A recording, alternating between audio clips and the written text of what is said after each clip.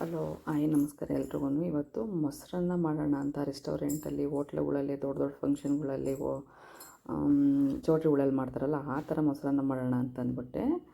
ನೀರು ಮತ್ತು ಹಾಲು, ಅಕ್ಕಿ ಇಷ್ಟು ಕ್ವಾಂಟಿಟಿ. ಹಾಲು ಜಾಸ್ತಿ ಇರಬೇಕು, ನೀರು ಕಡಿಮೆ ಇರಬೇಕು. ಇಲ್ಲ ಅಕಸ್ಮಾತ್ ನಮಗೆ ಹಾಲು ಜಾಸ್ತಿ ಆಗೋಲ್ಲ ಅಂದರೆ ನೀರು ಅದನ್ನು 2 ಲೋಟ ಹಾಕ್ಕೊಂಡಿದ್ದೀನಿ ನಾನು. ಅಕ್ಕಿನ ನೀಟಾಗಿ ತೊಳೆದಿಟ್ಕೊಂಡು ಹಾಲು 2 ಲೋಟ, ನೀರು 2 ಲೋಟ ಅಂತ ಹಾಕ್ಕೊಂಡು ನಾನು ಇದು ಮಾಡಿದ್ದೀನಿ. ಅಂದರೆ ಅನ್ನ ಬೇಯಬೇಕು, ಆದರೆ ಮುದ್ದೆ ಜಾಸ್ತಿ ಬೊಂಬಲಾಗಬಾರ್ದು, ಒಂದು ಅದಕ್ಕಿರಬೇಕು. ಅದಕ್ಕೆ ನಾನು ಅಳತೆ ಮಾಡ್ಕೊಂಡು ನೀರು ಮತ್ತು ಹಾಲನ್ನ ನಾನು ಸೇರಿಸ್ಕೊತಾ ಇದ್ದೀನಿ. ನೀವು ಅಷ್ಟೇ ನೀರು ಮತ್ತು ಹಾಲನ್ನ ಇದು ಮಾಡ್ಕೊಳ್ರಿ. ಅಕಸ್ಮಾತ್ ನಮ್ಗೆ ಹಾಲು ಆಗೋಲ್ಲ ಅನ್ನೋರು ಸ್ವಲ್ಪ ಲೈಟಾಗಿ ಕಡಿಮೆ ಹಾಕ್ಕೊಳ್ರಿ, ನೀರು ಜಾಸ್ತಿ ಹಾಕ್ಕೊಳ್ರಿ. ಇಲ್ಲ ಸಮ ಹಾಕೊಂಡ್ರು ತುಂಬ ಚೆನ್ನಾಗಿರುತ್ತೆ. ನಿಜವಾಗ್ಲೂ ಸಖತ್ತು ಟೇಸ್ಟಿಯಾಗಿರುತ್ತೆ. ಒಂದು ಸಲ ಟ್ರೈ ಮಾಡಿ. ಯಾಕಂದರೆ ಈ ಬಿಸಿಲಲ್ಲಿ ನಿಜವಾಗ್ಲೂ ಮಧ್ಯಾಹ್ನಕ್ಕೆ ಇಲ್ಲಾಂದರೆ ನೈಟ್ ಯಾವತ್ತಾರು ಅಂದರೆ ಏನಪ್ಪ ಲೈಟಾಗಿ ತಿನ್ನಬೇಕು ಅಂತ ಅನ್ಸಿದ್ರೆ ಈ ಥರ ಮಾಡ್ಕೋಬೋದು. ನಿಜವಾಗ್ಲೂ ತುಂಬ ಚೆನ್ನಾಗಿರುತ್ತೆ. ನಾವು ಮಾಮೂಲಿ ಮೊಸರನ್ನ ಮಾಡೋದಕ್ಕೂ ಇದು ಮೊಸರನ್ನ ಮಾಡೋದಕ್ಕೂ ಒಂದು ಸಲ ಟ್ರೈ ಮಾಡಿ ನೋಡಿ, ನಿಮಗೆ ಗೊತ್ತಾಗುತ್ತೆ. ತುಂಬ ಚೆನ್ನಾಗಿರುತ್ತೆ. ಇದನ್ನು ನಾವು ಒಂದು 2-3 ವಿಸಿಲ್ ಕೂಗಿಸ್ಕೊಳ್ಳೋಣ. ನೋಡಿ, ಒಂದು 2-3 ವಿಸಿಲ್ ಕೂಗಿಸ್ಕೊಳಕ್ಕೆ ಇದು ಮಾಡಿದ್ದೀನಿ. ಇವತ್ತು ಮೊಸರನ್ನ ಜನಕ್ಕೆ ಉಪ್ಪಿನಕಾಯಿ ಮಾಡೋಣ ಅಂತ ಅಂದ್ಕೊಂಡಿದ್ದೀನಿ. ಅದಕ್ಕೆ ಒಂದು ಮಸಾಲೆ ರೆಡಿ ಮಾಡ್ಕೊಳ್ಳೋಣ. ಅದಕ್ಕೆ ಒಂದು ಬಾಣಲೆ ಬಿಸಿ ಆಗೋಕ್ಕೆ ಇಟ್ಕೊಳ್ಳೋಣ. ಅಂದರೆ ಏನು ಬೇಕಾದ್ರೂ ಉಪ್ಪಿನಕಾಯಿ ಮಾಡ್ಬೋದು. ದಿಢೀರಂತ ಉಪ್ಪಿನಕಾಯಿ ನೀವು ಏನು ಬೇಕಾದ್ರೂ ಮಾಡ್ಕೋಬೋದು. ಒಂದು ಅರ್ಧ ಸ್ಪೂನು ಮೆಂತ್ಯ ಮತ್ತು ಧನ್ಯ, 1-2 ಸ್ಪೂನು, 1 ಸ್ಪೂನಿಂದ 2 ಸ್ಪೂನು, ಮತ್ತು ಜೀರಿಗೆ 2 ಸ್ಪೂನು. ಜೀರಿಗೆ ಒಂದು ಸ್ವಲ್ಪ ಜಾಸ್ತಿ ಇರಲಿ, ಧನ್ಯ ಒಂದು ಸ್ವಲ್ಪ ಕಡಿಮೆ, ಅದಕ್ಕಿಂತ ಕಡಿಮೆ ಮೆಂತ್ಯ. ಆಮೇಲೆ ನಿಮ್ಮ ಖಾರಕ್ಕೆ ಎಷ್ಟು ಬೇಕೋ ಅಷ್ಟು ಮೆಣಸಿನ್ಕಾಯಿ. ನಾನು ಜಾಸ್ತಿ ಬ್ಯಾಡಗೆ ಮೆಣಸಿನ್ಕಾಯಿ, 2 ಗುಂಟೂರು ಮೆಣಸಿನ್ಕಾಯಿ, ಒಂದು 10-15 ಎಳಸ್ಲು ಕರಿಬೇವಿನ ಸೊಪ್ಪು ಹಾಕ್ಕೊಂಡು ಚೆನ್ನಾಗಿ ಡೀಪ್ ಫ್ರೈ ಮಾಡ್ಕೊಳ್ಳೋಣ.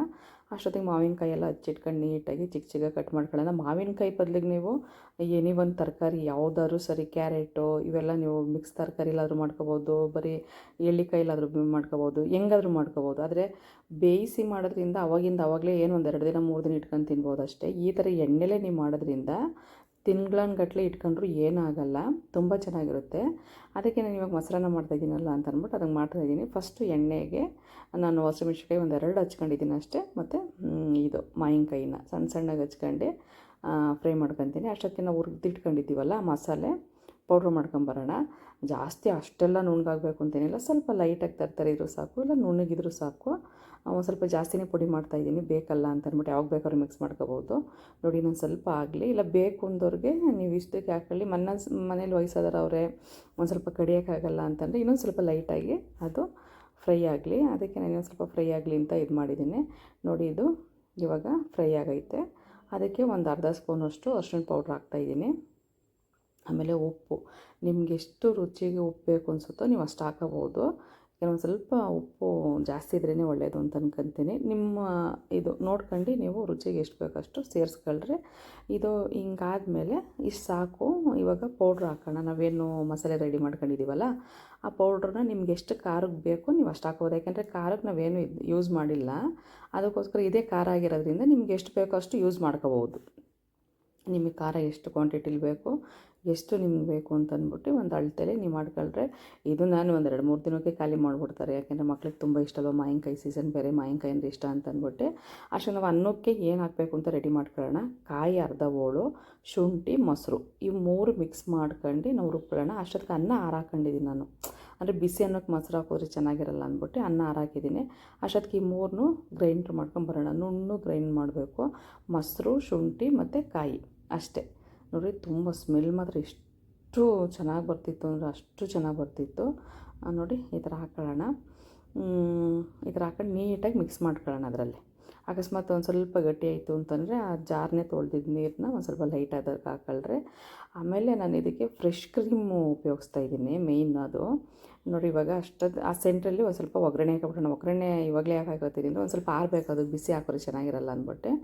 ಮಾಮೂಲಿ ನಾನು ಇದು ಸಾಸಿವೆ ಮತ್ತು ಒಣಮೆಣ್ಸಿನ್ಕಾಯಿ, ಕರಿಬೇವಿನ ಸೊಪ್ಪು ಮತ್ತು ಗೋಡಂಬಿ ಹಾಕಿದ್ದೀನಿ. ಗೋಡಂಬಿ ಕಂದು ಬಣ್ಣ ಬರೋವರೆಗೂ ಒಂದು ಸ್ವಲ್ಪ ಎಣ್ಣೆಲಿ ಫ್ರೈ ಮಾಡೋಣ. ನೋಡಿ, ಕಲರ್ ಚೇಂಜ್ ಆಯಿತು. ಇವಾಗ ನಾವು ಕರಿಬೇವಿನ ಸೊಪ್ಪು ಮತ್ತು ಮೆಣಸಿನ್ಕಾಯಿ ಹಾಕೊಳ್ಳೋಣ. ಆ ಸಿಡಿಯುತ್ತೆ, ಹುಷಾರು. ಈ ಥರ ಹಾಕ್ಕೊಂಡು ಚೆನ್ನಾಗಿ ಫ್ರೈ ಮಾಡಿ ಅದನ್ನು ಆಫ್ ಮಾಡ್ಕೊಂಡು ಒಂದು ಕಡೆ ಸೈಡಿಗೆ ಇಡೋಣ. ಜೀರಿಗೆ ಹಾಕಲ್ರಿ, ಜೀರಿಗೆ ಎಣ್ಣೆಲಿ ಇವಾಗಲೇ ಹಾಕೋಬೇಕು, ಇಲ್ಲಾಂದರೆ ಲೈಟಾಗಿ ನಾವು ರುಬ್ಬಬೇಕಾದ್ರೆ ಬೇಕಾದ್ರೂ ಹಾಕೋಬೋದು. ನಾನು ಇದು ಇವಾಗ ಹಾಕೊಂಡಿದ್ದೀನಿ ಲೈಟಾಗಿ. ಫಸ್ಟ್ ಏನು ಹಾಕೋಬೇಡ್ರಿ, ಲಾಸ್ಟಿಗೆ ಇನ್ನೇನು ಇದು ಮಾಡ್ತೀನಿ ಬೇಕಾದ್ರೆ ಹಾಕ್ರಿ.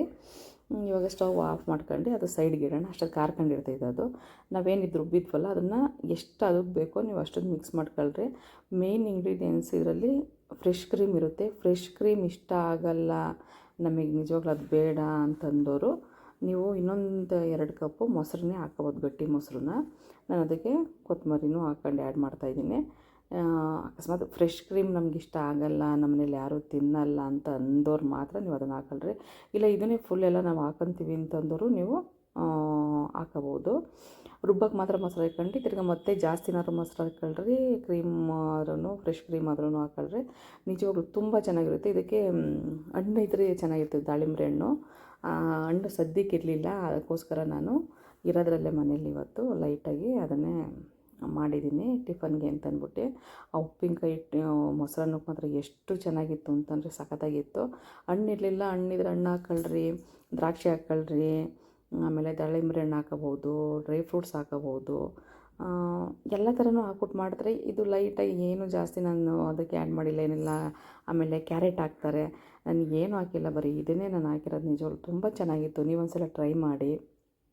ಎಷ್ಟು ಚೆನ್ನಾಗಿತ್ತು ಅಂದರೆ, ಎಷ್ಟು ಕಲರ್ಫುಲ್ಲಾಗಿತ್ತು ಅಂದರೆ ಅಷ್ಟು ಚೆನ್ನಾಗಿತ್ತು. ಇದಕ್ಕೆ ಇಷ್ಟೇ ಬೇಕಾಗಿರೋದು, ಇಷ್ಟು ಇಂಗ್ರೀಡಿಯೆಂಟ್ಸಲ್ಲಿ ತುಂಬ ಚೆನ್ನಾಗಿರುತ್ತೆ. ಒಂದ್ಸಲ ಟ್ರೈ ಮಾಡಿ. ಎಲ್ರಿಗೂ ನಮಸ್ಕಾರ.